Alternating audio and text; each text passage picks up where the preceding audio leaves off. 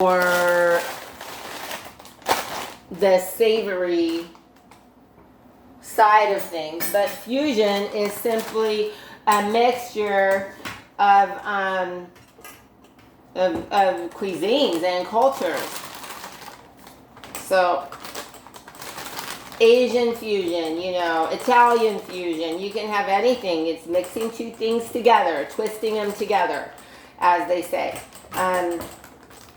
So now I can show you two techniques, many more techniques than that, but I'm limited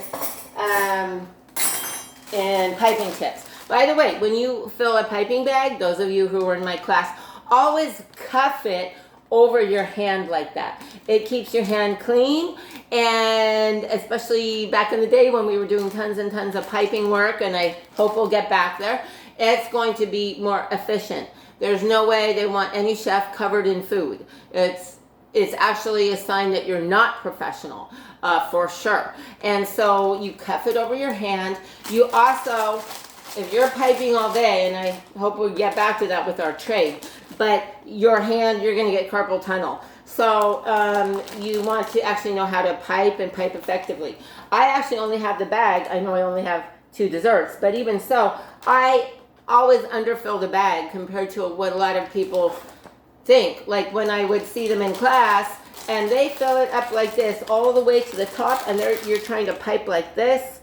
Well, the biggest, strongest person, guy or gal, it's not going to happen because you don't have any pressure on the bag and you're not able to hold it effectively. So I want you to cuff it over so that the outside is clean. You also will always have an air gap at the bottom this way. Do not insert the piping tip before you fill the bag. That's another rookie mistake, and you guys are not rookies. So in place, since I can do many things, you know. I can just cut it straight down. I'm going to have an air bubble. I always have an air bubble. So I'm going to have to pipe into something to remove that air before I start piping on my dessert. So a pearl, look.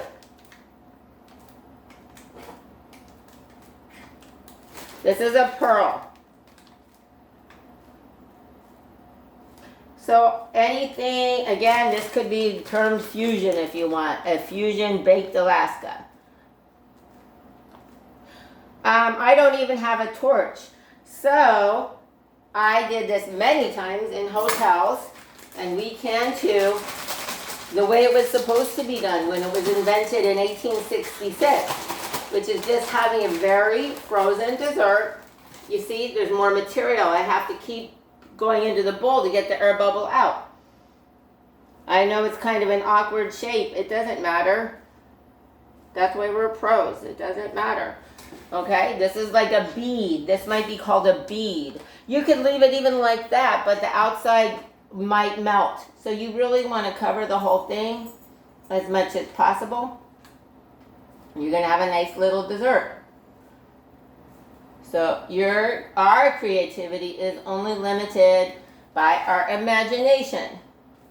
Okay?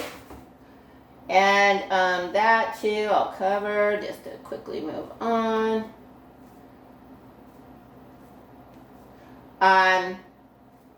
So Baked Alaska was, at least supposedly, I'm going to just actually take the rest out, the homemade way, the very original traditional 1950 dessert. I was talking about food history the other day, which is really interesting, but is honestly, and that's fine too, it's just nice little peaks, which is actually a lot of people prefer, to be honest, rather than but you know, another thing I have always been into is being able to take any dessert, a nice comfort food or just comfort food or macaroni and cheese or whatever you like, and elevate it to fine dining status.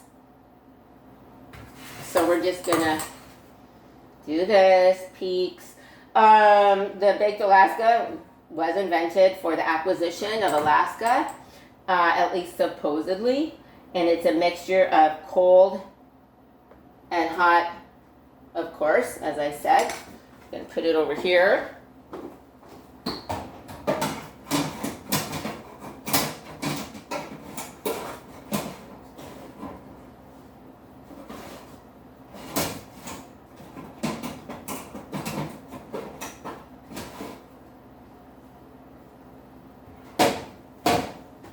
So while that's going,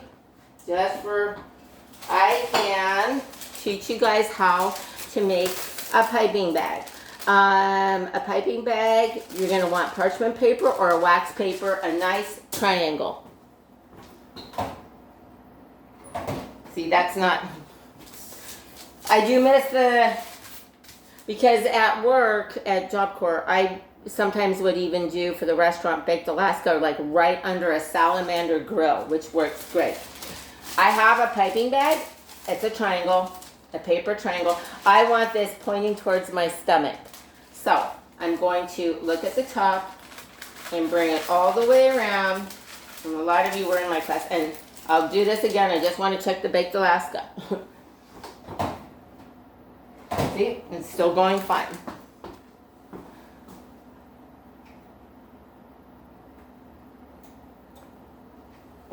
So, and I don't want to stop with that until, excuse me, until, here, wash my hands.